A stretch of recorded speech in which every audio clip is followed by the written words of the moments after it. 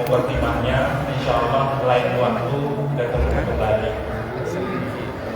Para sakit, Allahumma sholli ala sayyidina Muhammad. Sholli ala sayyidina wa maulana Muhammad.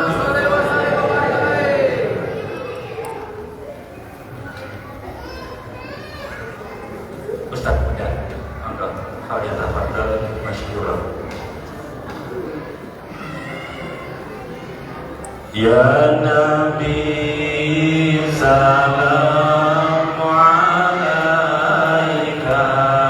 ya Rasul salam alaika, ya Habib salam alaika,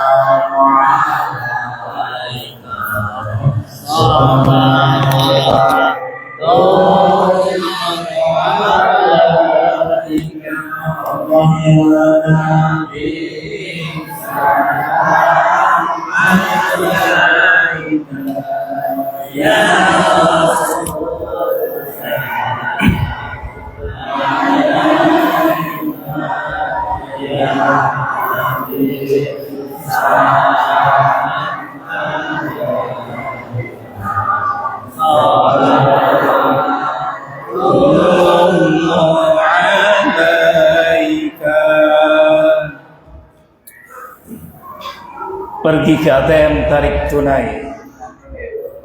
Memang kalau keluarga masa lalu nggak tahu pantun kayaknya. Pergi ke ATM tarik tunai. Terima kasih, memang cakep sejak lahir Bapak Ibu. Pergi ke ATM tarik tunai. Pergi ke pasar cari daun salam. Sebelum tausiah kami mulai, izinkan kami panggil salam. Assalamualaikum warahmatullahi wabarakatuh. Malam-malam cari tomat sampai pagi. Yang jawab salam dengan semangat, kami doakan besok nikah. Setuju Bu? Ibu senyum-senyum aja. Diam tanda setuju. Setuju Pak? Setuju Pak. Jangan pernah ke Kota Bali kalau Anda tidak kuat hati. Jangan pernah nikah lagi kalau Anda tidak mau cari mati. Setuju Bu? Baru bersuara Ibu. Ustaz sendiri Pak Ustaz.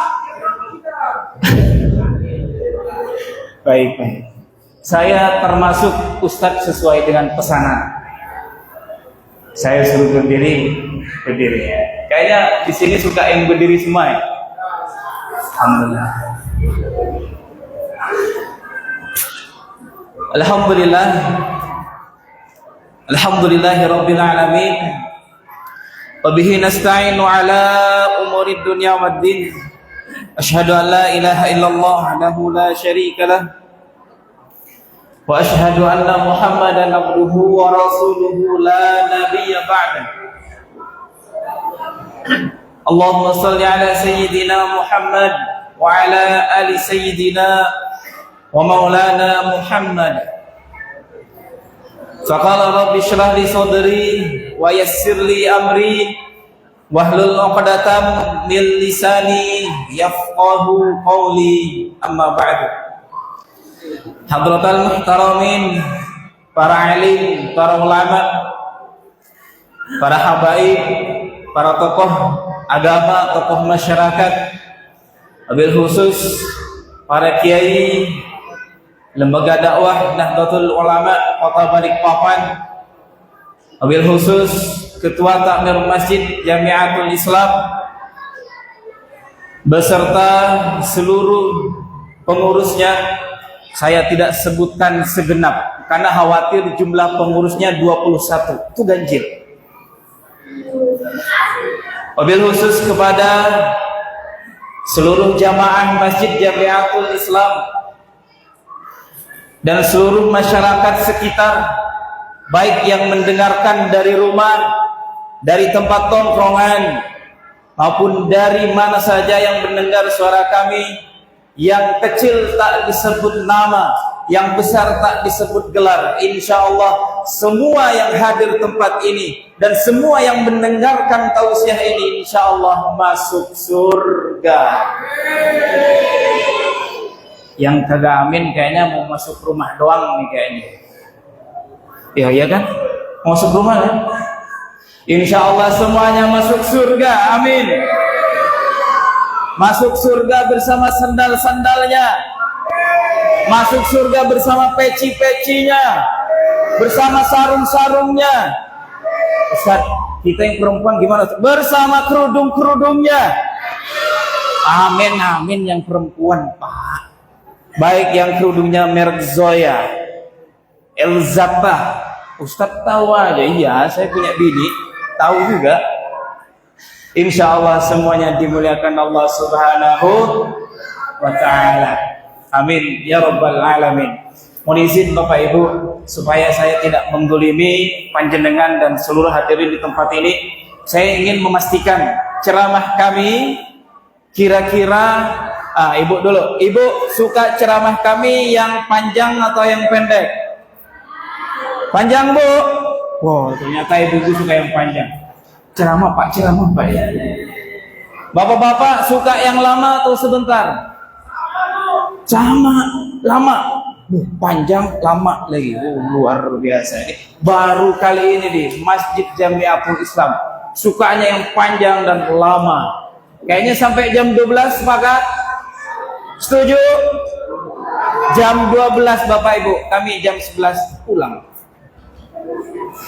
Insya Allah Bapak Ibu yang dimuliakan Allah Subhanahu wa Ta'ala. Kami di sini ada lembaga dakwah Nahdlatul Ulama Kota Balikpapan. Saya Hidayat adalah salah satu anggota dai lembaga dakwah Nahdlatul Ulama Kota Balikpapan. Ada beberapa asatid di sini, ada juga Pak Kiai Ahmadi, terus ada juga Ustadz Irfan Hashim, ada juga Ustadz Khawarizmi, ada juga Ustadz Afif, dan seluruh jajaran LDNU yang tak bisa kami sebutkan. Insya Allah kalau kami hanya memperkenalkan diri kayaknya 1 jam masih kurang. Baik, Bapak Ibu yang dimuliakan Allah Subhanahu wa Ta'ala, ada 2 poin yang akan saya sampaikan. Karena kami terbagi menjadi 3, ada 4 pemateri nanti malam ini. Insya Allah 4 ini masing-masing mendapatkan waktu sekitar 15 menit. Setuju? Baik, setuju ya. 15 menit. Sekarang mulai jam 21.30. Bapak Ibu yang dimuliakan Allah Subhanahu wa Ta'ala, poin yang pertama, Nabi sallallahu alaihi wasallam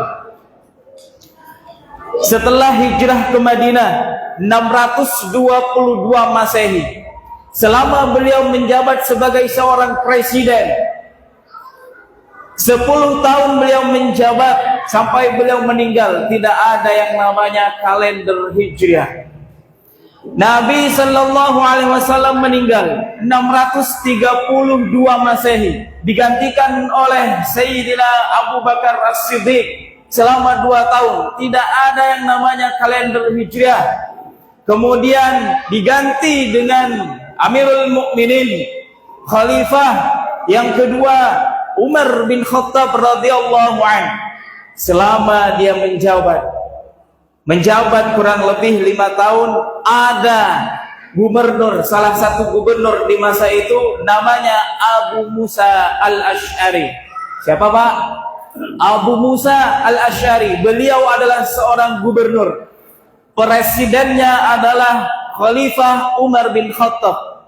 Gubernurnya salah satunya adalah Abu Musa Al-Asy'ari. Beliau menyampaikan, wahai Amirul Mukminin, kami sering mendapati surat dari tetangga sebelah, dari negara sebelah. Seringkali surat itu ada kop suratnya, ada tanggal dan tahunnya. Sedangkan kami di negara ini ketika ingin membalas surat itu tidak ada yang namanya kalendernya. Lalu bagaimana ini wahai Amirul Mukminin? Dari desakan itu Bapak Ibu, Amirul Mukminin Umar bin Khattab radhiyallahu an mengumpulkan semua para sahabat Nabi, mengumpulkan seluruh para petinggi di masa itu. Untuk apa Ustaz? Untuk diadakan musyawarah rapat. Itulah Amirul Mukminin Umar bin Khattab radhiyallahu an. Badannya kekar, seorang pemenang gulat setiap tahunnya dan ditakuti oleh setan. Jadi kalau Amirul Mukminin Umar bin Khattab misalkan ada di sini, dia lewat di jalan persatuan, maka setan lewat di jalan sebelah. Saking takutnya sama Amirul Mukminin. Tapi lihat ketika dia memimpin, dia tidak otoriter.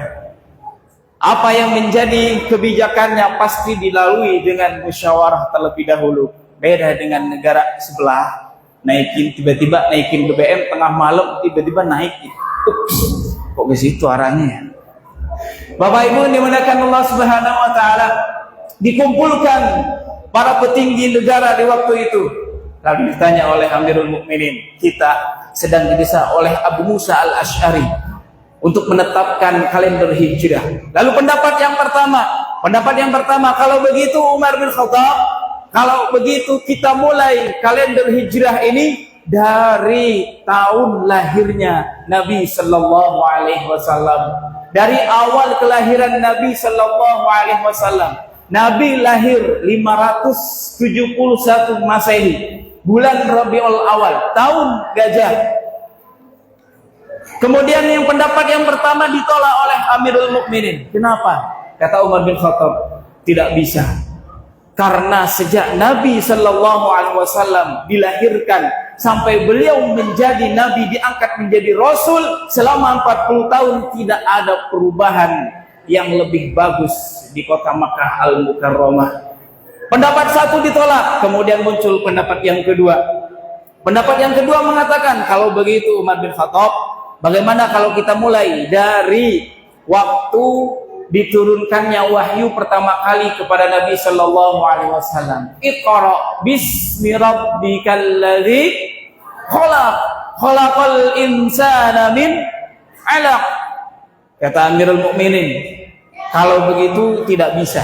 Karena 13 tahun setelah itu Al-Quran diturunkan, tidak ada perubahan yang lebih baik lagi di masyarakat waktu itu. Kenapa? Artinya mereka masih berada di zaman jahiliyah. Mereka masih berada di zaman yang enggan dengan perintah Allah. Yang berzina masih berzina, yang ngeslot masih ngeslot, yang berjudi masih berjudi. Tidak ada perubahan yang lebih baik di masa itu. Pendapat yang kedua ditolak. Lalu muncullah pendapat yang ketiga. Pendapat yang ketiga mengatakan, kalau begitu wahai Amirul Mukminin, kita mulai kalender hijrah ini dari bulan Nabi sallallahu alaihi wasallam hijrah dari kota Makkah menuju Madinah Al-Munawwarah. Dulunya Yasrib, sekarang menjadi Madinah Al-Munawwarah. Saya tanya, Bu, halo Bu, Nabi hijrah ke Madinah di bulan apa Bapak Ibu? Bulan apa Bu? Ibu nggak tahu? Ya, gagal deh mendapatkan uang 1 juta rupiah yang dipersembahkan oleh RDNU Kota Balikpapan. Nabi sallallahu alaihi wasallam, bulan hijrahnya Nabi sallallahu alaihi wasallam ada di bulan Rabiul Awal. Lalu Ustaz, kenapa diawali dengan Muharram? Saya tanya Bapak Ibu, kalau Bapak Ibu mau pindahan dari misalkan Madura, tahu Madura? Madura misalkan mau pindah ke Balikpapan, saya tanya, kira-kira Ibu langsung pindah atau masih ada persiapan? Masih ada persiapan. Kira-kira berapa bulan persiapannya Bu? Ada yang 1 bulan, 2 bulan, 3 bulan sebelumnya. Pun demikian, Nabi mau hijrah, tidak serta-merta beliau langsung hijrah begitu saja, tapi ada persiapan dari bulan Muharram. Persiapannya Nabi dari bulan Muharram, awal Muharram. Perjalanan Nabi dilakukan dari Makkah menuju Madinah awal Rabiul Awal, sampai di kota Madinah 12 Rabiul Awal. Nabi lahir 12 Rabiul Awal. Nabi meninggal 12 Rabiul Awal. Angka istimewa. Hati-hati malam ini keluar. Loh, Maksudnya ya malam ini keluar dalam misalkan ada pertanyaan dari kami gitu loh Bu, Pak. Gimana sih malam ini? Lanjut. Jadi Bapak Ibu ini dimuliakan Allah Subhanahu wa taala. Momentum hijriah ini ditandai dengan perubahan. Ada perubahan yang lebih baik. Poin yang pertama, momentum hijriah ini ditandai dengan perubahan yang lebih baik. Kemudian yang kedua, 10 menit lagi ya. Kemudian yang kedua, saya ambil dari kisah kakek moyang kita. Siapa kakek moyang kita, Bapak Ibu? Siapa yang tahu kakek moyang kita siapa? Nabi Adam. Bukan Darwin ya, bukan teori Darwin, bukan. Kakek moyang kita, Nabi Adam alaihissalam. Bapak Ibu tahu, diciptakannya Nabi Adam alaihissalam ternyata memakan 120 tahun. Terbagi menjadi 3 tahapan. Tahapan yang pertama diciptakan dari tanah yang kering selama 40 tahun. Tahapan yang kedua selama 40 tahun diciptakan dari tanah yang basah. 40 tahun yang terakhir diciptakan dari tanah yang bau. Tidak ada tanah sengketa, Pak. Tidak ada. Jadi dari tanah kering, tanah basah, kemudian ada tanah yang berbau. 120 tahun Nabi Adam diciptakan oleh Allah Subhanahu wa taala. Ustaz, kenapa diciptakan 120 tahun? Padahal Allah punya kuasa. Kun, jadilah, fayakun, maka jadilah. Kenapa 120 tahun, Ustaz? Ini menandakan Allah cinta terhadap proses. Jadi Bapak Ibu, malam hari ini yang keinginannya belum tercapai, itu tandanya Allah cinta dengan proses Bapak Ibu. Mungkin di antara kita ada yang menginginkan keturunan, belum terjadi sampai sekarang, belum dikabulkan sampai sekarang. Itu artinya Allah ingin Bapak Ibu lebih banyak proses. Allah cinta kepada proses Bapak Ibu. Nabi Adam diciptakan oleh Allah 120 tahun diciptakan. Apakah langsung bersama Ibunda Siti Hawa? Tidak, Nabi Adam diciptakan pertama kali. Lalu apa kata Nabi Adam? Ya Allah, aku butuh pendamping. Lalu ciptakanlah Siti Hawa daripada tulang rusuknya sebelah kiri Nabi Adam alaihissalam. Muncullah Siti Hawa. Itu tandanya memang dari sononya bapak-bapak itu tidak bisa hidup tanpa wanita. Betul Pak? Lihat kalau perempuan. Setelah Siti Hawa diciptakan, apa yang diminta Siti Hawa? Minta baju. Jadi ibu-ibu kalau sering minta baju, memang dari sononya Pak. Memang dari sononya memang. Itu apa yang Elzata, green light, 3 second, apalagi dan lain semacam. Memang dari sononya perempuan. Makanya dulu Siti Hawa enggak minta kopiannya Nabi Adam, enggak, minta baju, minta penutup. Itulah awal mula. Kemudian Allah Subhanahu wa taala bilang sama Nabi Adam yang diabadikan di Quran surah Al-Baqarah 35, posisi sebelah kiri paling bawah di mushaf Al-Quran. Kalau enggak percaya, cek di Al-Quran. Kalau salah, mohon maaf lahir dan batin. Apa kata Allah? Wa qulna ya Adam uskun anta wa zawjukal jannata wa kula minha ragadan haitsu syi'tuma. Hai Adam, tinggallah kamu di surga ini, makanlah sepuasnya, makanlah sesukamu, tapi ingat satu, wala taqraba hadhihi syajarata fatakuna minadh dhalimin. Apa kata Allah? Yang penting satu Adam, jangan pernah makan buah khuldi. Bapak Ibu ini dimuliakan Allah Subhanahu wa taala. Ternyata apa? Singkat cerita, Nabi Adam digoda oleh setan. Enggak mempan, Pak. Bapak-bapak kalau digoda sama setan enggak pernah mempan. Memang dari sononya, kakek moyang kita digoda sama setan, itu enggak mempan, Pak. Digoda sama setan, enggak mempan. Cari celah. Apa celahnya?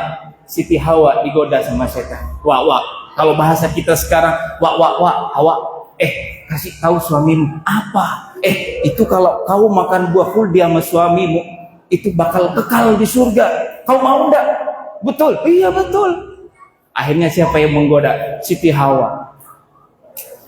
Kata Hawa itu kalau bahasa sekarang, Pak, bebek, sayangku, kamu cinta aku tidak? Cinta dong.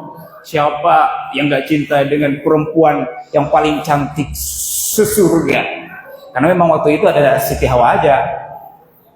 Cinta dong. Kalau begitu, aku mau kau menemani aku untuk makan buah khuldi. Gak bisa. Katanya kamu cinta. Memang cinta, tapi itu larangan dari Allah. Kamu cinta aku. Kalau kamu cinta aku, ayo ikut sama aku. Aku pengen kau menemaniku untuk makan bersama. Ternyata Nabi Adam, Bu, setan tidak bisa menggoda. Setelah digoda sama Siti Hawa, Nabi Adam pun ikut. Itu tandanya, Pak, Bu. Memang untuk mendekati laki-laki, dengerin Bapak Ibu, ibu-ibu ya, ibu-ibu. Kalau punya suami ibu-ibu, yang punya suami, cara deketin bapak-bapak gampang. Deketin bapak dengan lemah lembut. Ustaz gak mempan. Yang kedua, deketin dia tanpa memakai apa-apa. Bener kan, Pak? Ayo ngaku, Pak. Bener kan? Bener. Tergoda. Dia digoda dengan uang. Enggak.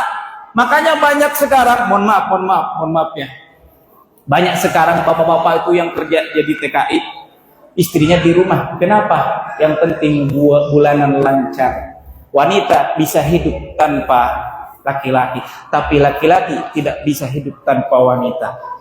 Laki-laki bisa hidup tanpa harta, dan laki-laki tidak bisa hidup tanpa wanita. Setuju, Pak? Mau nambah lagi, Pak? Mumpung ada Pak KUA. Singkat cerita, dimakanlah buah khuldi. Nabi Adam memakan lalu nyangkut di leher. Ini namanya buah khuldi katanya, Pak, Bu. Jadi ibu-ibu kalau nggak percaya, pengen tahu buah khuldi, nanti cek di rumah. Wah, ternyata ini buah khuldi ya. Ternyata keras. Ya iyalah keras. Kalau lembek bukan buah khuldi, donat. Ibu-ibu, Ustaz, kalau Siti Hawa makan berapa, Ustaz? Makan 1 biji. Nyangkut di mana, Ustaz? Nyangkut di wallahu a'lam bishawab. Nyangkut di dada. Untung nyangkut di dada. Kalau di dengkul, anaknya nangis, rewel. Sini. Kan enggak elok, enggak sopan, Mbak. Untung nyangkut di dada. Jadi makanlah buah khuldi. Nabi Adam dan Siti Hawa. Setelah itu marah Allah Subhanahu wa taala. Diturunkanlah ke bumi. Nabi Adam diturunkan di India, Siti Hawa diturunkan di Jeddah. Makanya namanya Jeddah, Jaddatun, nenek. Jadi kalau Bapak Ibu punya istri udah lanjut usia, udah jadi nenek-nenek, jadi Jeddah itu nenek artinya, Pak. Jadi singkat cerita, Nabi Adam bermohon kepada Allah. Nabi Adam diturunkan dari surga, dikeluarkan dari surga gara-gara satu kesalahan, Bu. Gara-gara satu, dosanya satu Nabi Adam. Apa? Makan buah yang dilarang oleh Allah Subhanahu wa ta'ala. Ada masyarakat Manggar Baru, dosanya banyak. Masya Allah, segunung, segepok. Minta masuk surga, kagak nyambung. Betul, Pak? Tapi apa yang dilakukan oleh Nabi Adam alaihissalam? Dia bertobat kepada Allah. Doanya masyhur, kita hafal.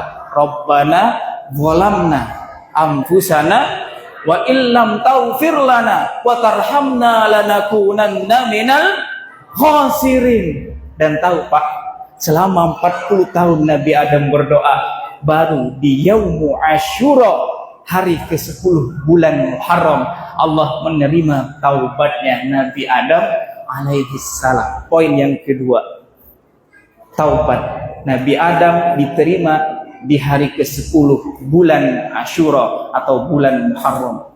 Jadi Bapak Ibu ini dimuliakan Allah Subhanahu wa taala, kalau pengen baik, kalau mau menciptakan perubahan menjadi lebih baik, banyak-banyak baca istighfar. banyak-banyak minta maaf sama Allah, banyak-banyak minta pertaubatan kepada Allah Subhanahu wa taala. Kenapa Ustaz?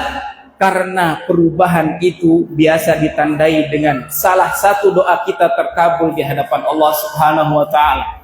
Kalau doa kita udah terkabul, pasti ada perubahan dalam kehidupan kita. Kita minta, ya Allah, aku pengen umroh, dikabulkan oleh Allah, pasti ada perubahan dalam hidupnya. Tapi Ustaz, kenapa kami sudah berdoa berpuluh-puluh tahun tidak dikabulkan? Mungkin ada banyak dosa yang belum dimaafkan oleh Allah Subhanahu wa taala. Karena sederhananya, Bu, Bapak Ibu punya atasan, Bapak Ibu bekerja di sebuah kantor, Bapak Ibu mau naik pangkat, minta pangkat kepada Allah, mohon maaf, bukan kepada Allah, kepada atasan, minta kenaikan gaji kepada atasan. Kalau Bapak Ibu banyak SP-nya, nggak bisa. Jadi Bapak Ibu harus hilangkan dulu SP-nya. Pun demikian kalau minta sama Allah, kalau masih banyak dosa, nggak bakal dikabulkan. Bagaimana supaya dikabulkan Ustaz? Banyak-banyak istighfar. Makanya salah satu amaliyah Nahdliyin kami sebagai warga NU Nahdlatul Ulama, salah satunya adalah istighosah. Masya Allah, di tempat ini tandanya mulai ada perubahan yang lebih baik di kelurahan, khususnya di kelurahan Manggar Baru. Amin, Allahumma amin. Nah, pas terakhir, kenapa dikatakan Muharram? Karena Allah ingin menyampaikan pesan kepada kita, Bapak Ibu. Muharram itu kalau ingin menjadi baik, tinggalkan yang haram. Tinggalkan yang haram. Kok bisa Ustaz? Allah lebih cinta kepada pelaku maksiat yang meninggalkan barang haram daripada ustadz yang tidak pernah mengaku salah, apalagi depan istri. Salahmu, kau salahku, bukan salahku. Siapa suruh kamu beli? Ya siapa suruh kamu suruh. Allah lebih cinta kepada pelaku maksiat, pada pelaku peslot, pezina yang mau bertaubat di hadapan Allah Subhanahu wa taala daripada orang soleh yang tidak pernah mengaku salah. Jadi mulailah perubahan itu dengan satu, tinggalkan yang haram. Makanya disebutkan di Quran surah At-Taubah 36 itu, fala tazlimu fihinna anfusakum. Salah satu bulan yang dimuliakan Allah, minha arba'atun hurum, ada 4 bulan, salah satunya Muharram. Fala tazlimu fihinna anfusakum. Jangan berbuat zalim. Zalim itu menempatkan sesuatu tidak pada tempatnya, Bapak Ibu.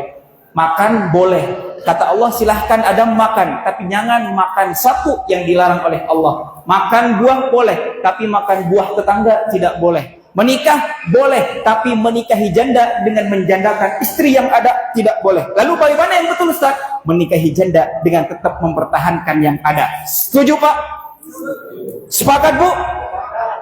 Ibu, maunya bapak-bapak terus nah. Jangankan menikah ditempatkan tidak pada tempatnya. Hewan kalau ditempatkan tidak pada tempatnya boleh. Buaya di mana tempatnya Pak? Buaya di mana tempatnya Bu?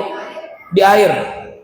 Ada yang bilang di rawa, buaya di air. Tapi kalau naik ke darat boleh. Buaya darat. Tahu Ibu tahu? Tahu suara buaya darat Pak? Kalau ada lampu jangan cari lilin. Kalau udah ada aku jangan cari yang lain. Cie. Ada lagi Pak, fisik bisa dirubah, materi bisa dicari, tapi hati yang tulus tidak datang untuk kedua kalinya. Cie. Itu suara buaya darat. Jadi kalau ibu-ibu mendengar suara itu nanti di rumah, tandanya bapak ya bapak hadir. Itu ada maunya biasanya. Baik, sudah kurang lebih 15 menit saya bercerita-cerita, mudah-mudahan ada hikmah daripada apa yang saya sampaikan. Insya Allah amalan-amalan selanjutnya, hikmah selanjutnya akan disampaikan oleh Asatidz berikutnya. Dari saya, wabillahi taufiq wal hidayah, waridha wal hidayah. Assalamualaikum warahmatullahi wabarakatuh.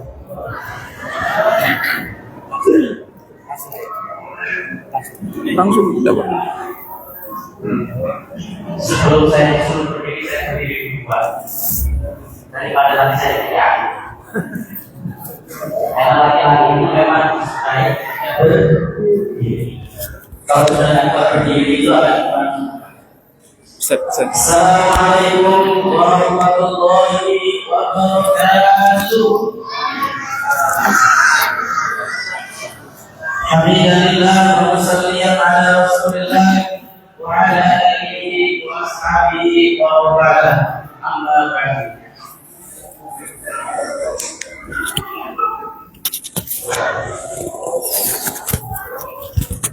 Para kiai, para sesepuh, para tokoh-tokoh dari ranting Nahdlatul Ulama Kelurahan Manggar Baru, seluruh tim dari Lembaga Dakwah Nahdlatul Ulama, seluruh tokoh masyarakat, pengurus masjid, yang intinya tidak mungkin saya sebutkan satu persatu tanpa mengurangi takdim saya. Saya sebut saja dengan bapak-bapak. Bapak-bapak yang wajahnya kerutannya sudah mulai penuh, terlihat dari wajahnya bebannya luar biasa. Karena bapak-bapak ini di kepala dan di pundaknya jangankan ranting NU, LPG dipikirin. Kalau LPG-nya habis, yang gopoh kan ibu-ibu, tapi yang dimintain bapak-bapak. Ini ribut anak mau masuk sekolah, yang pusing bapak-bapak. Bahkan kerudungnya ibu-ibu itu yang mulai lusuh, yang mulai pusing juga bapak-bapak. Sampai nanti kalau sudah bapak-bapak ini mati, itu loh yang dimintai pertanggungjawaban atas ibu-ibu itu juga bapak-bapak.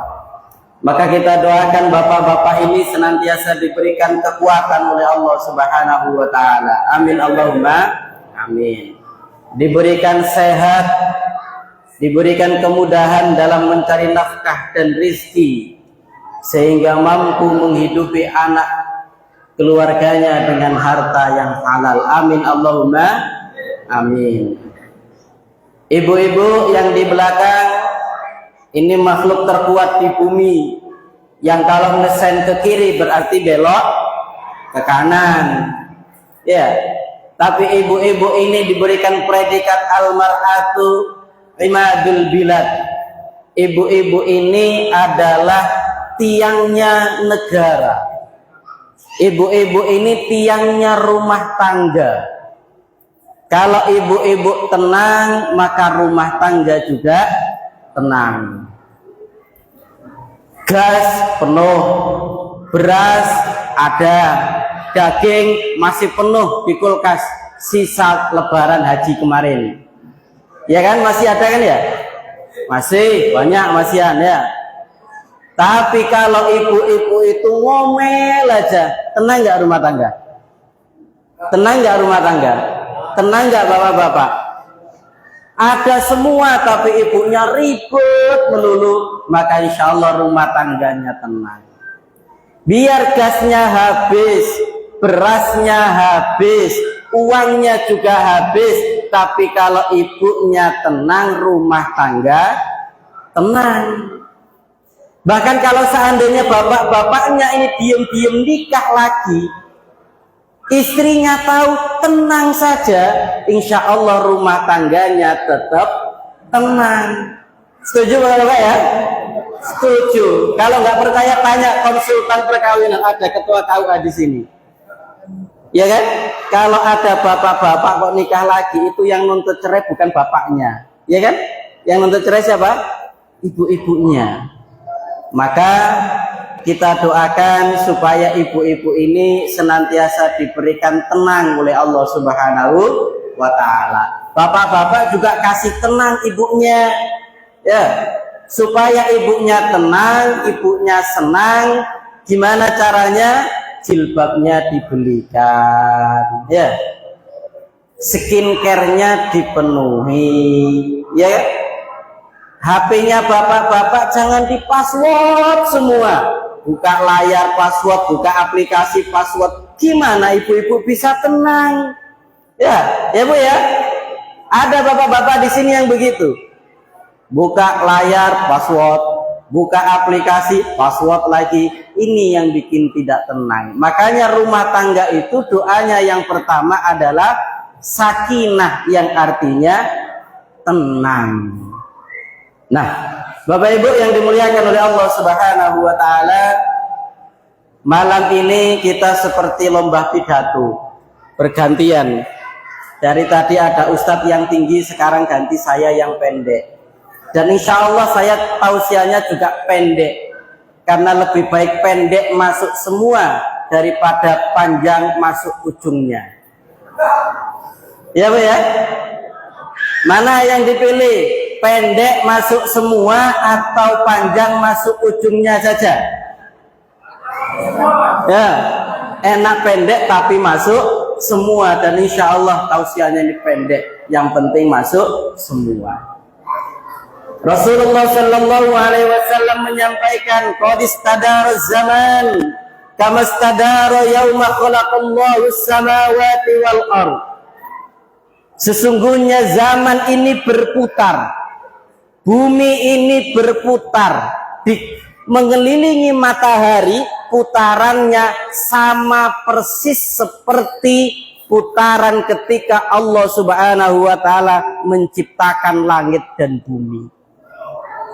Kalau dulu Nabi Adam yang diceritakan oleh Ustadz Dayat tadi mendapatkan waktu 24 jam dalam satu hari, maka sama dengan kita juga mendapatkan 24 jam dalam satu hari. 1 jamnya 60 menit, 1 menitnya 60 detik. Sama persis, gak ada yang diungsret. Tahu diungsret?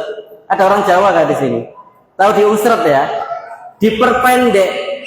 Tapi kenapa kok sekarang ketika kita merasakan waktu seolah-olah kok pendek betul?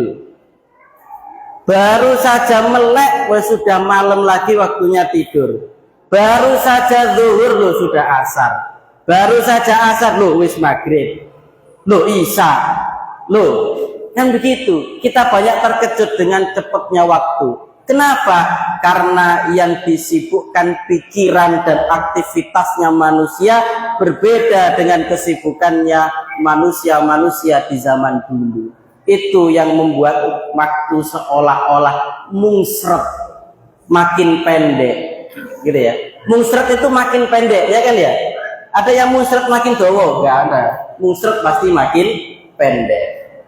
Nah, dari waktu yang berputar itu, bumi mengelilingi matahari, yaono yaene itu isna asyara syahron, ada 12 bulan.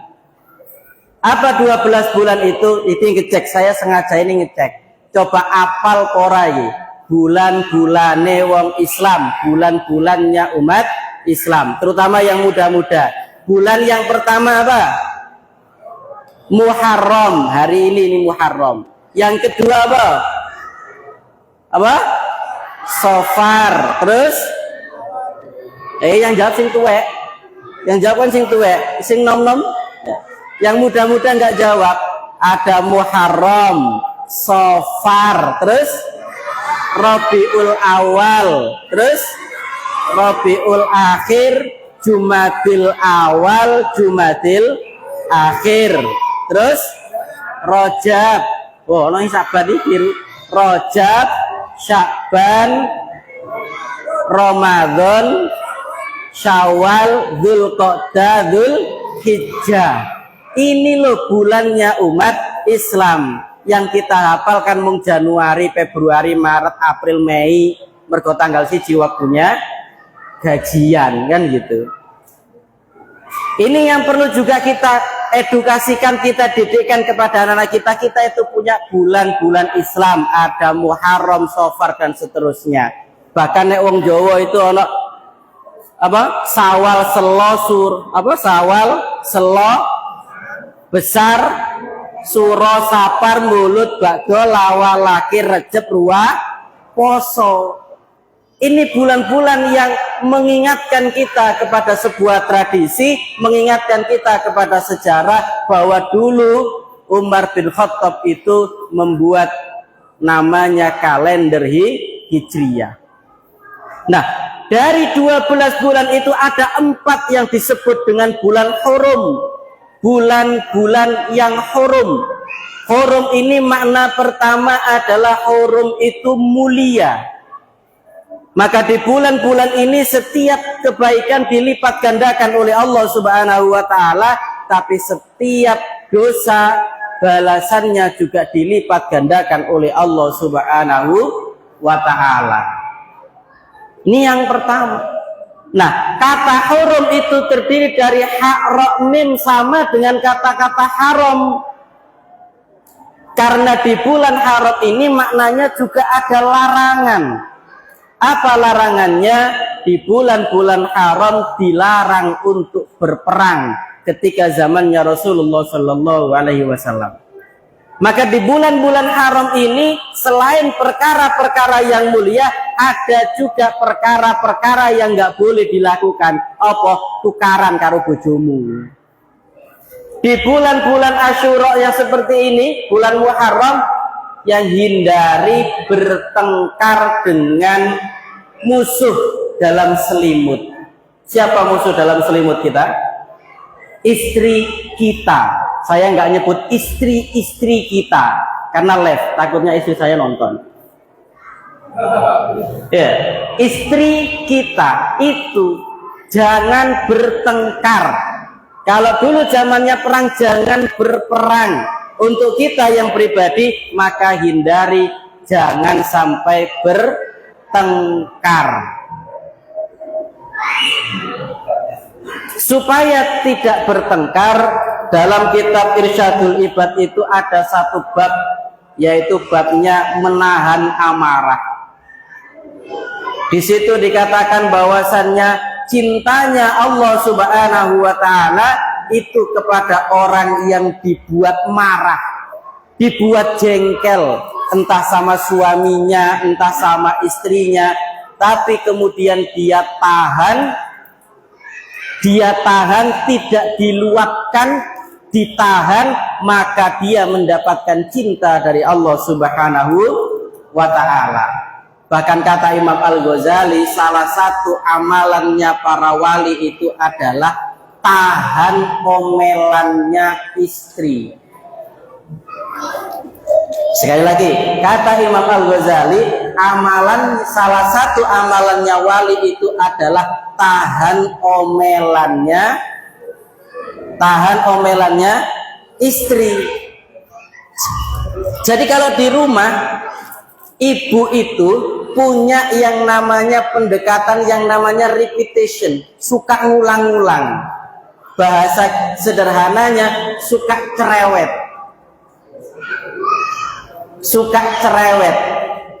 Maka supaya kita itu dicintai Allah Subhanahu wa taala, jadi wali, salah satunya adalah sabar mendengarkan omongannya istri. Dengerin saja. Masalahnya ibu-ibu itu kalau ngomong dijawab salah, nggak dijawab tetap salah. Diomongin mbok yang jawab, begitu dijawab tambah ngegas, kan begitu ya. Nah, maka itulah yang membuat bapak-bapak yang ada di depan ini, insya Allah wajah-wajahnya ini adalah wajah-wajah para wali yang karena sudah bertahun-tahun sabar menghadapi para istri. Nggak ada pilihan lagi katanya.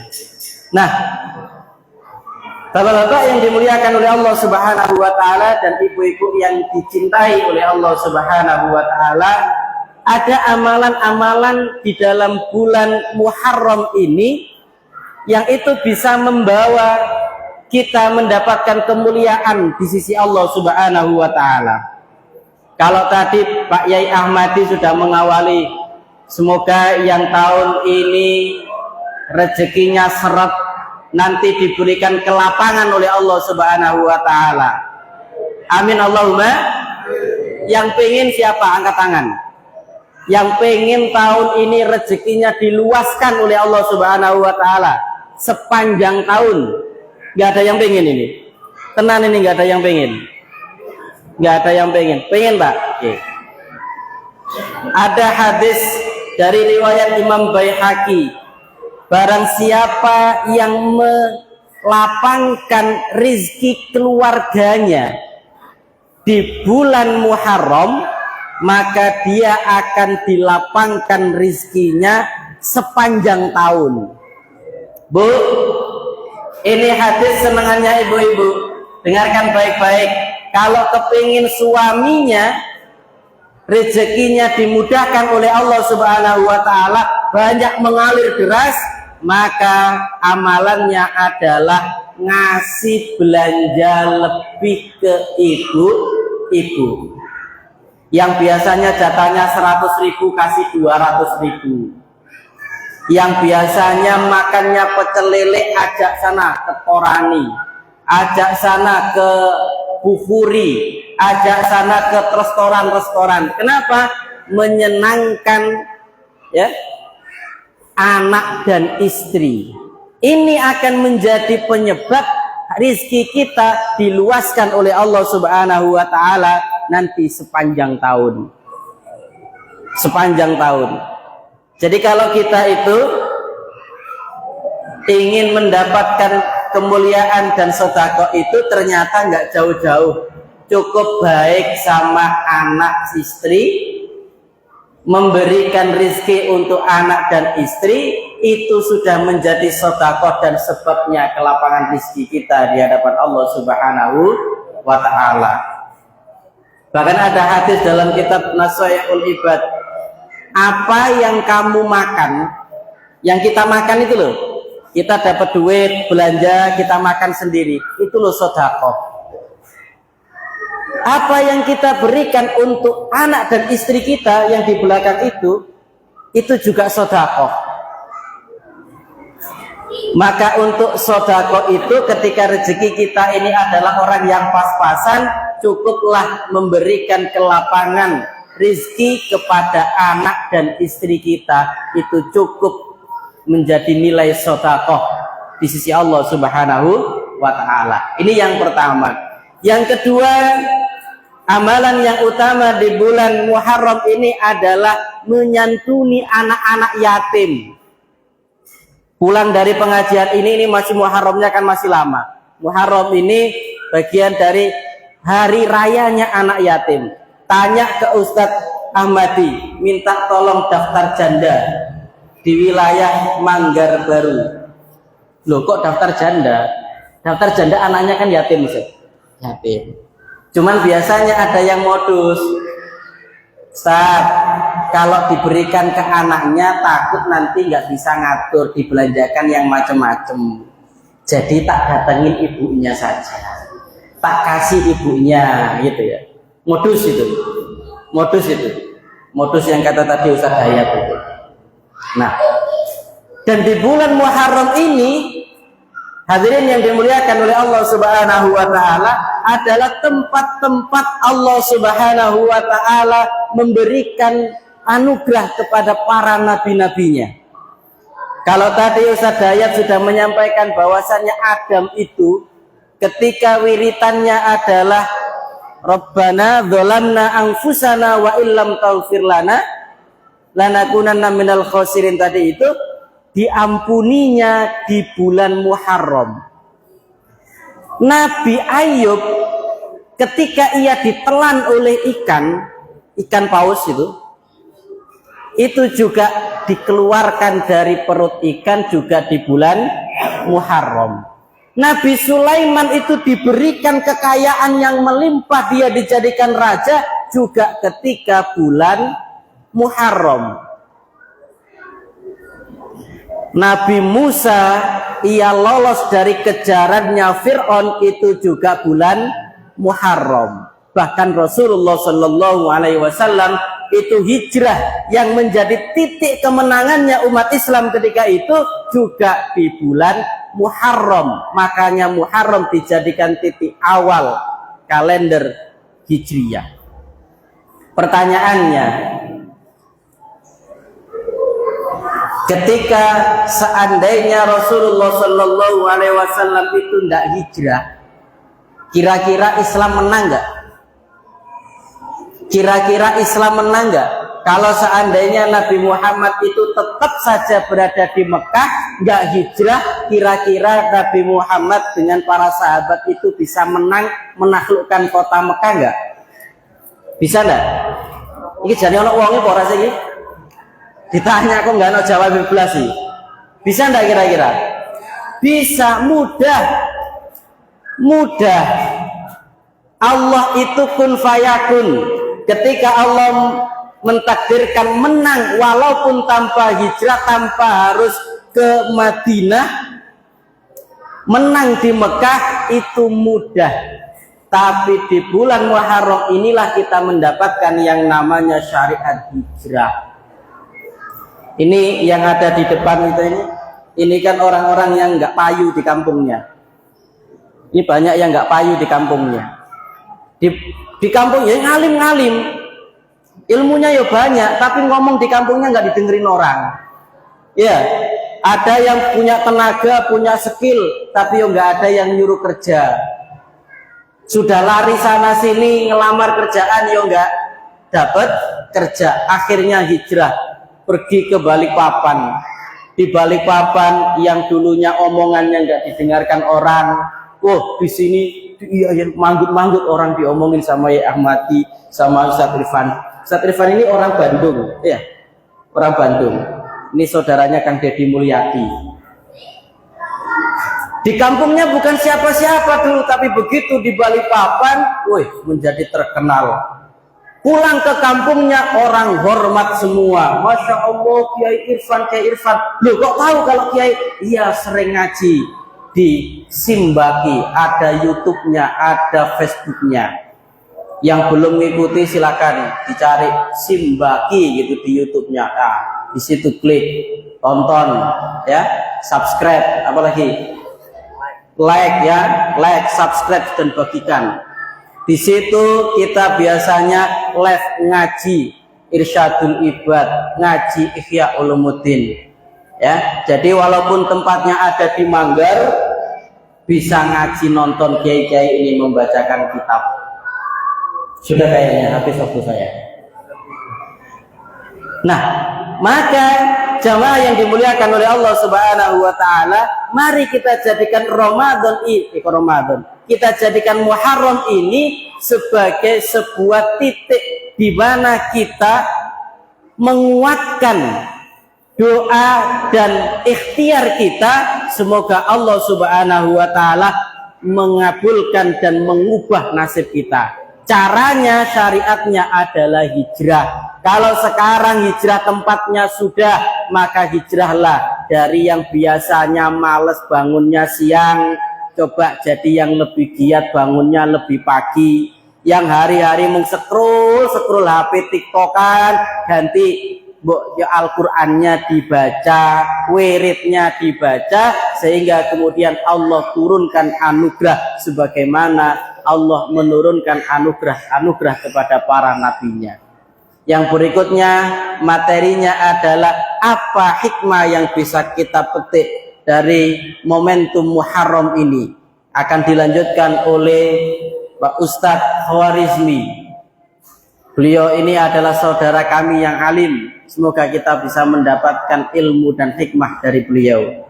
Mohon maaf atas segala kekurangan. Wassalamualaikum warahmatullahi wabarakatuh.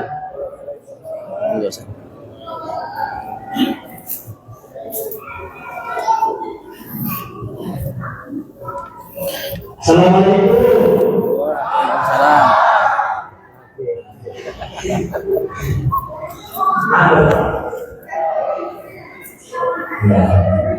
Mohon izin,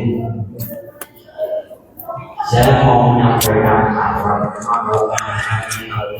yang mungkin masuk semua tapi sudah lama panjang seperti ini juga. Ini mau dimasukkan separuh apa semuanya semua.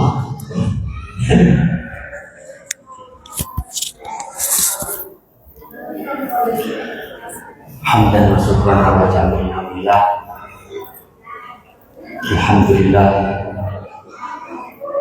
Wassalatu wassalamu ala rasulillah. Amma ba'da.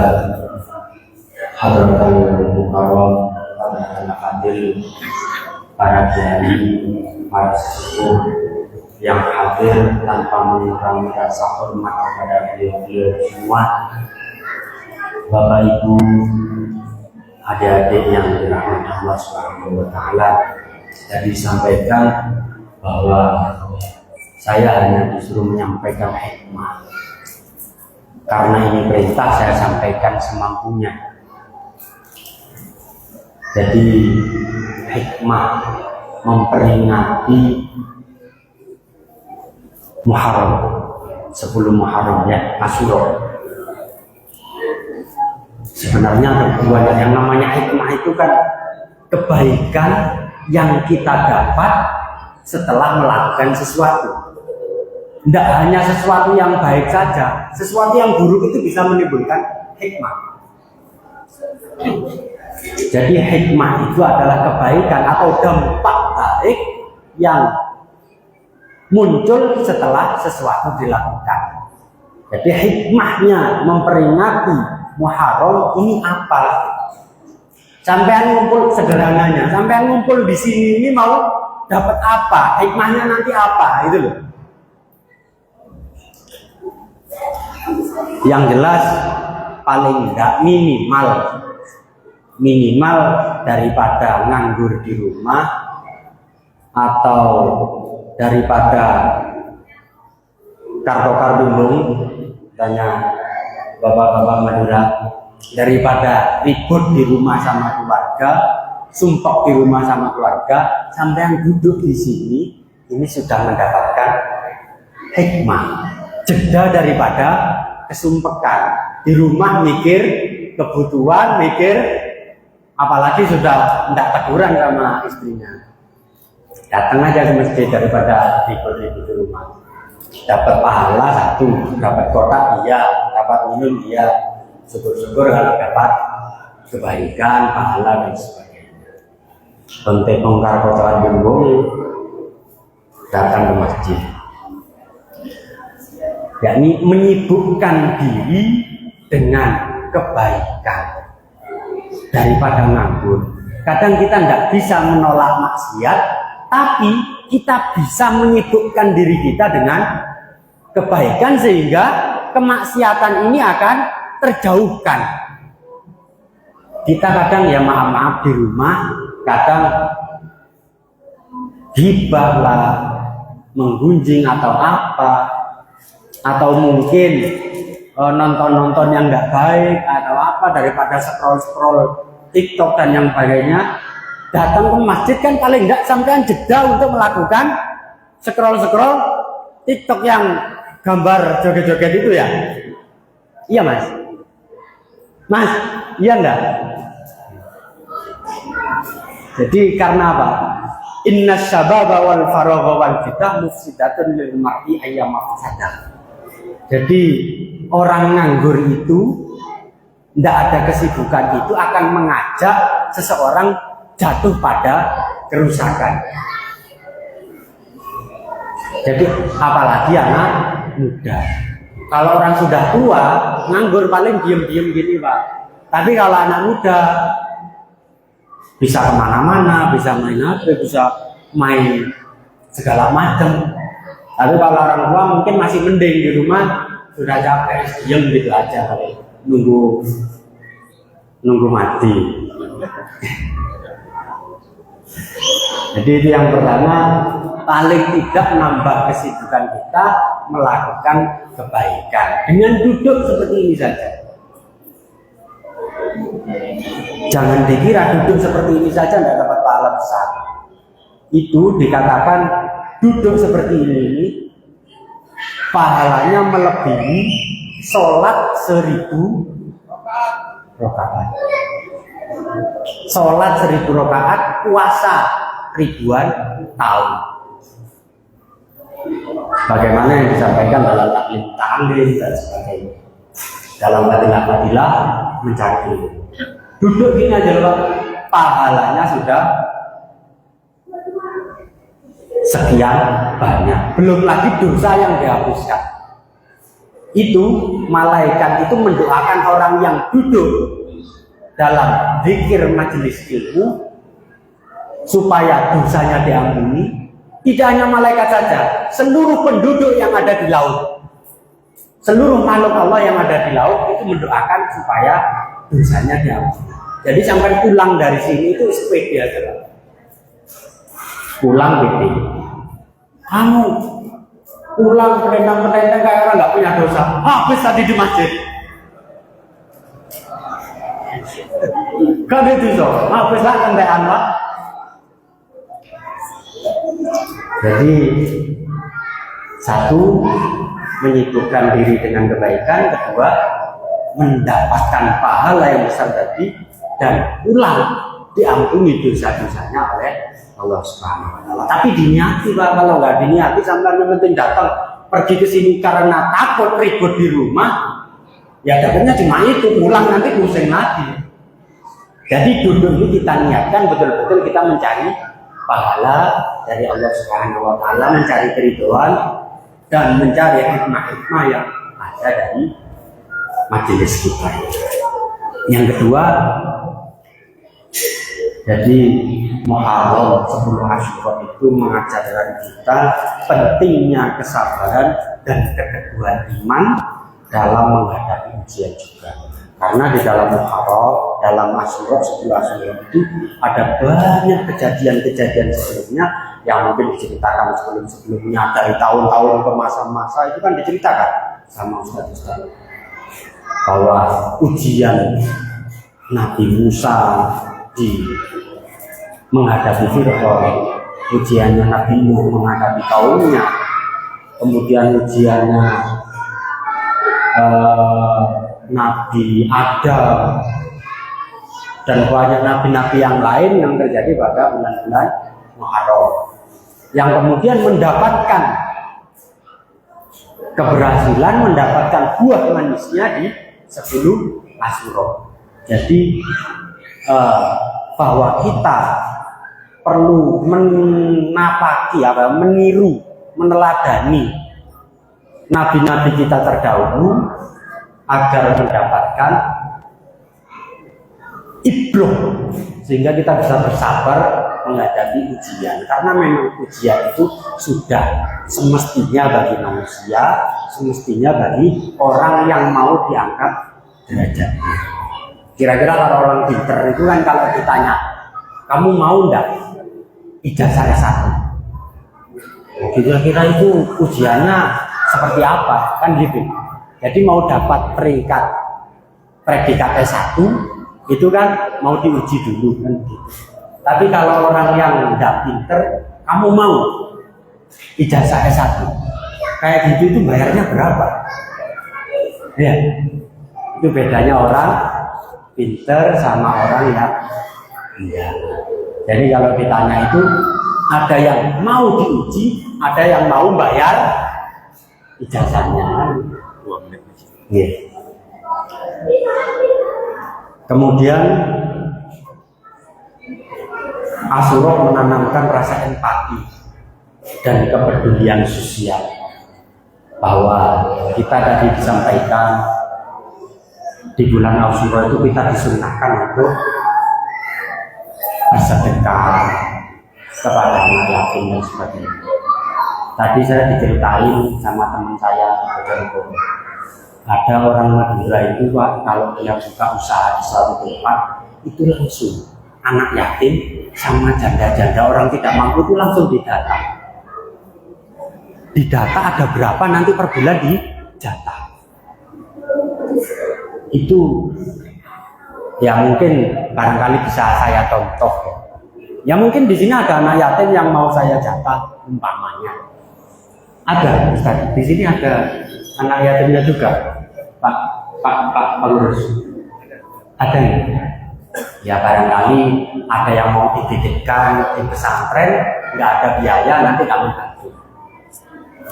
Barangkali 1 tahunnya habis berapa, nanti ada subsidi bantuan.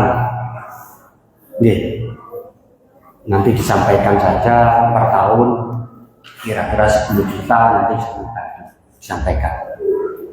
Ini saya ingin mencontoh, tapi yang disampaikan kita anak yatim itu diperhatikan, karena anak yatim itu Pak, dari dulu Nabi itu juga anak yatim. Orang-orang besar itu banyak yang dari kalangan anak yatim.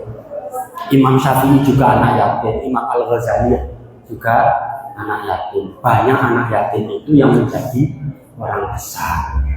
Mudah-mudahan ada anak yatim di sini yang bisa menjadi orang yang besar, kemudian membangun bangsanya. Nanti saya mohon kalau memang ada yang perlu disampaikan atau apanya namun disampaikan, nanti akan saya titipkan soalnya ke Ustaz Ahyar. Ustaz Ahyar itu membina madrasah di tempatnya, ngajar anak ngaji.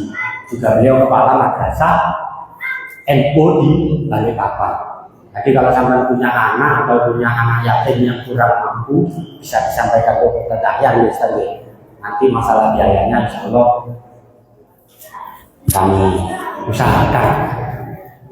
Barangkali per tahunnya 10 juta atau 15 juta bisa jadi tambahan buat biaya belajar. Demikian yang bisa saya sampaikan. Mudah-mudahan kita semuanya mendapatkan berkah dari peringatan ini. Mudah-mudahan kita semua mendapatkan pahala dan diampuni dosa-dosanya, dan yang punya hajat segera dikabulkan hajatnya, yang punya masalahnya diselesaikan sama Allah Subhanahu wa taala, yang punya hutangnya dilunasi sama Allah, kalau enggak ya yang tadi lupa ya. Demikian, warahmatullahi wabarakatuh. Assalamualaikum warahmatullahi wabarakatuh.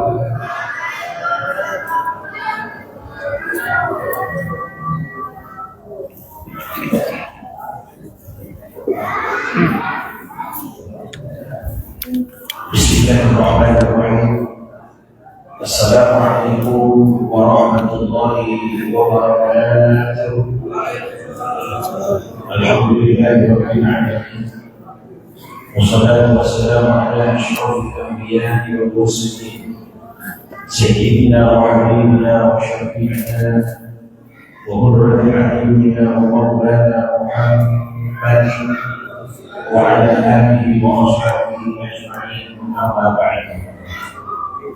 Para alim, para ulama, asatidz wa asatidz, para sepuh tokoh masyarakat yang tidak bisa saya sebut namanya satu persatu, namun bila mengurangi rasa ta'zim dan hormat saya kepada beliau semuanya, hadirin bapak ibu muslimin dan muslimat yang berbahagia, alhamdulillah perlombaan carapan sudah selesai dilaksanakan.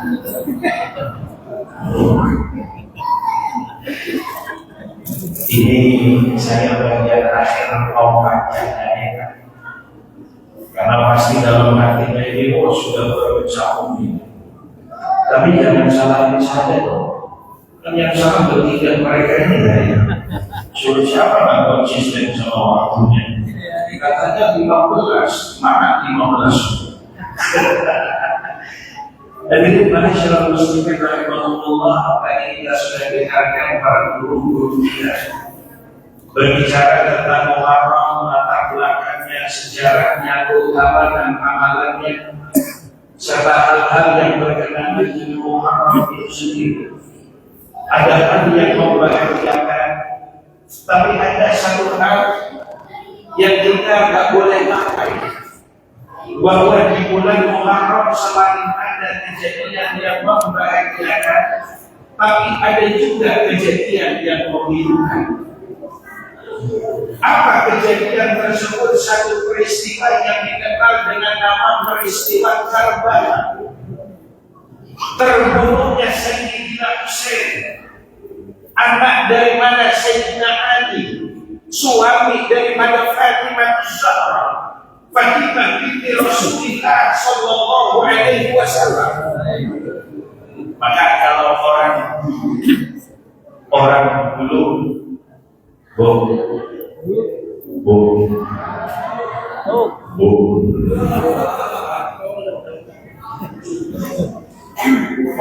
dulu, ibu orang dulu, orang sekarang Sekarang tangan ada separuh dulu, separuh sekarang. Orang dulu, coba berani tidak orang dulu itu dikatakan bulan Muharram, bulan Syuro.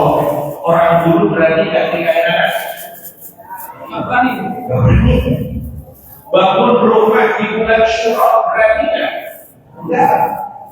Masuk rumah yang baru selesai mau ditempati bulan Syuro, tidak bakal berani. Tapi saya berani jamin di sini satu pun nggak ada yang bisa jawab. Baik orang yang dulu atau yang sekarang. Alasannya kenapa? Kenapa nggak berani bulan Muharram? Panas, alasannya itu yang paling sering. Mesti panas.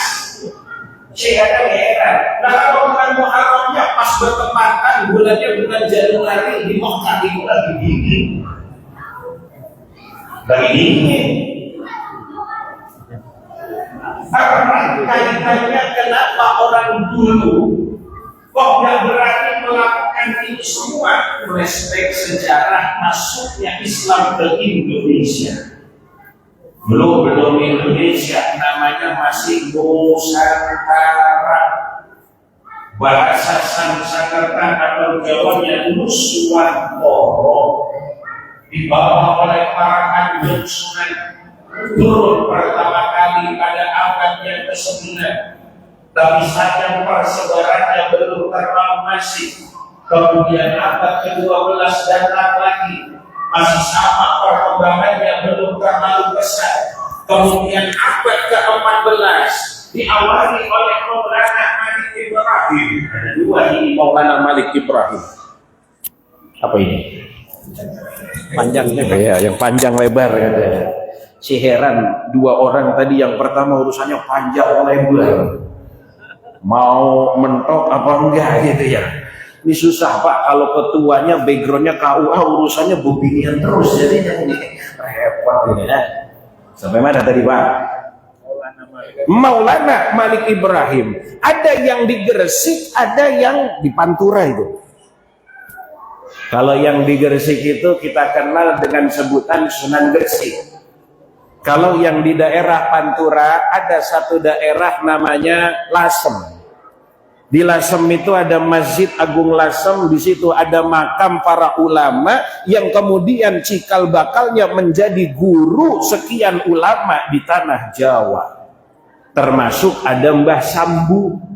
Mbah Sambu itu siapa? Guru daripada Hadratus Syekh Raisul Akbar Jam'iyah Nahdlatul Ulama Simbah Kiai Haji Hasim Asy'ari. Itu Mbah Sambu di Lasem.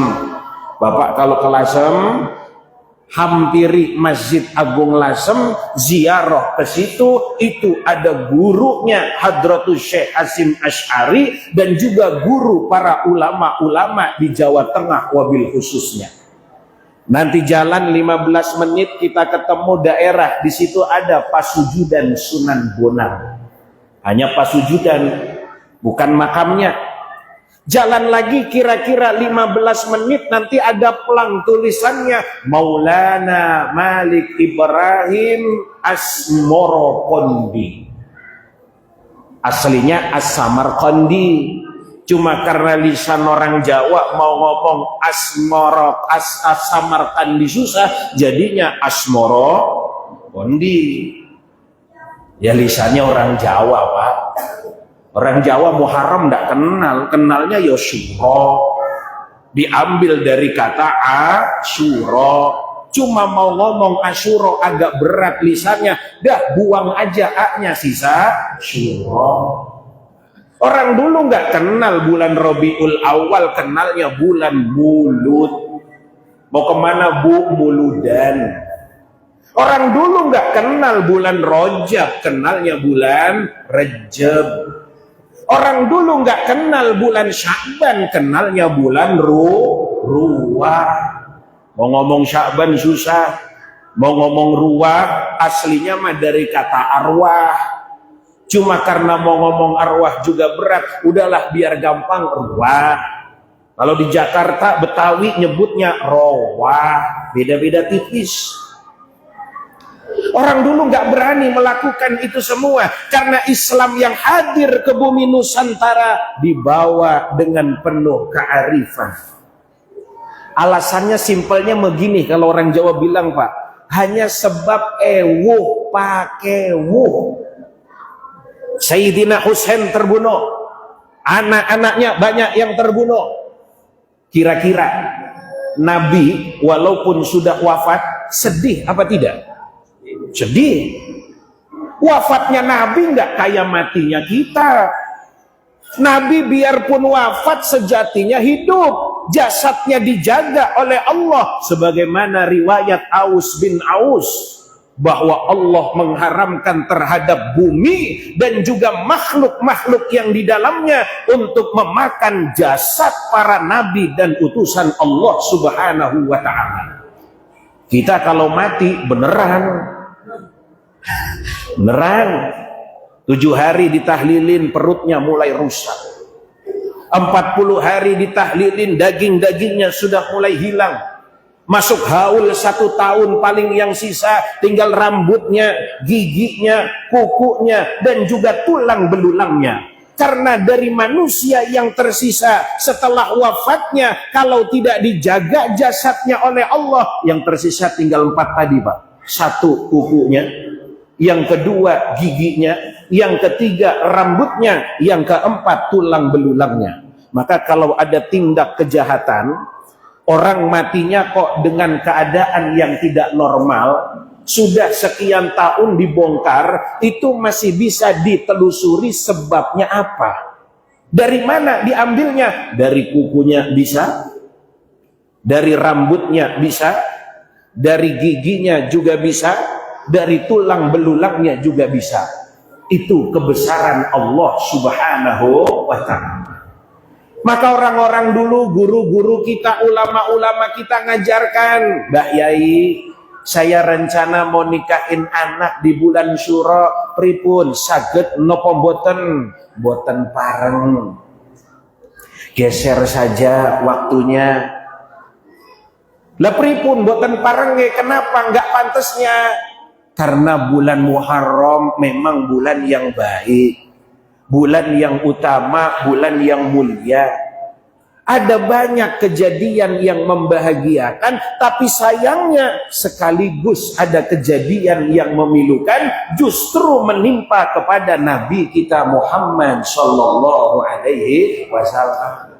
Maka akhirnya kata para kiai, para guru, sudah biar sama-sama dapat bulan haramnya, sama-sama dapat bulan bagusnya, nikahnya dipercepat 1 bulan sebelum Muharram, akhirnya rame-rame pada nikah bulan Dzulhijjah. Maka kenapa kalau lebaran haji banyak orang pada itu salah satu sejarahnya. Ayo coba Pak, kalau bulan haji, oh itu undangan di rumah. Oh kalau ini jangan ditanya, ini lebih dahsyat lagi nih kalau udah bulan haji, jarang di rumah, jarang di rumah. Hadirin ma'asyiral muslimin rahimakumullah. Imbang melihat hal yang terjadi antara nabi-nabi terdahulu dengan nabi kita Muhammad sallallahu alaihi wasallam.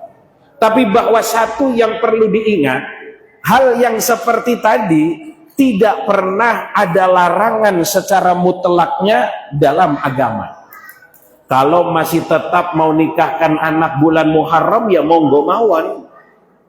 Tapi seandainya ada kejadian setelah menikah yang tidak mengenakan, jangan kemudian dikait-kaitkan, wah ini sebab Muharram nikah nih jadi begini. Coba kalau mundur gak bakalan begini. Enggak. Buat orang yang beriman kepada Allah, buat orang yang memiliki tauhid kepada Allah, tidak ada sesuatu pun yang terjadi di atas permukaan bumi, bahkan 1 helai daun yang jatuh ke atas bumi, itu semua sudah menjadi perhitungan dan takdir dari Allah Subhanahu wa ta'ala. Hadirin Bapak Ibu yang dimuliakan oleh Allah Subhanahu wa ta'ala, terima kasih atas waktu dan juga kegiatan yang sudah dilaksanakan.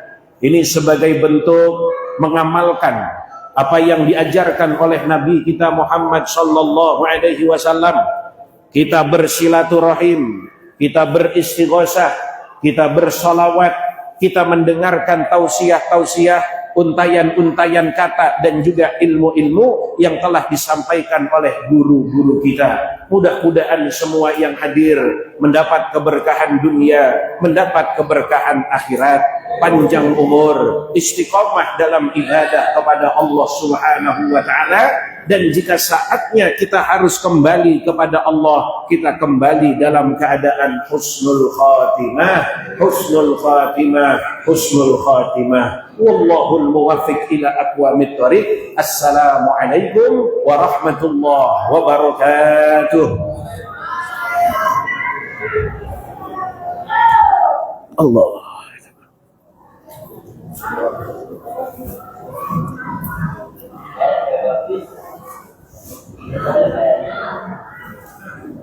Terima kasih kami haturkan, semoga apa yang beliau sampaikan dapat memperkuat iman dan takwa kita. Amin ya rabbal alamin. Alhamdulillah, acara istighosah akbar bersama tim ilmu telah berada dalam waktu acara. Mudah-mudahan istighosah pada malam hari dan jalan bagi kita untuk mengkapai surganya Allah Subhanahu wa taala. Amin ya rabbal alamin. Selanjutnya doa penutup akan disampaikan, kami serahkan kepada Ketua LD. Monggo Ustaz.